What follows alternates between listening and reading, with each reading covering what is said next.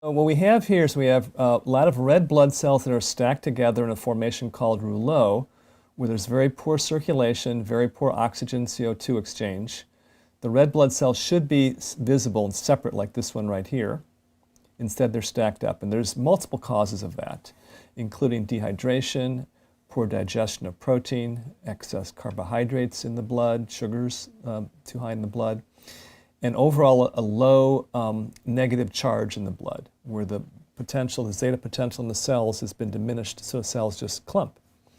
Also, we have a lot of inflammation in the background. So you can see the sort of spider web formation in the background. That's inflammation. That can be caused by injury to the tissues. It can be caused by stress. It can be caused by liver not working properly and filtering the blood. Multiple causes of that too.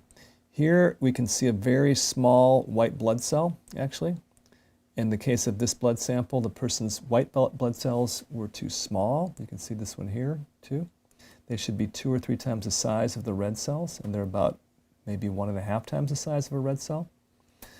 So they're not in ideal shape. So this is the picture of a sample of blood I looked at within the last week.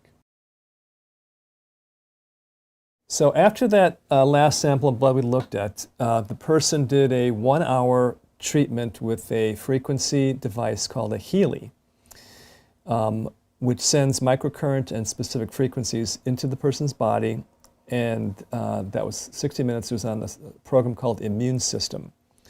So immediately after that treatment, I looked at her blood, and this is what we saw. It was about 50% of the blood improved. So instead of being stacked up, the red blood cells, you can see them here, they're separate.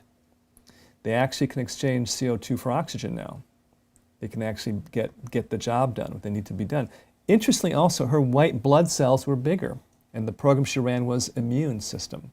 The white blood cells here, you can see, are about 2 times the size of the red cells.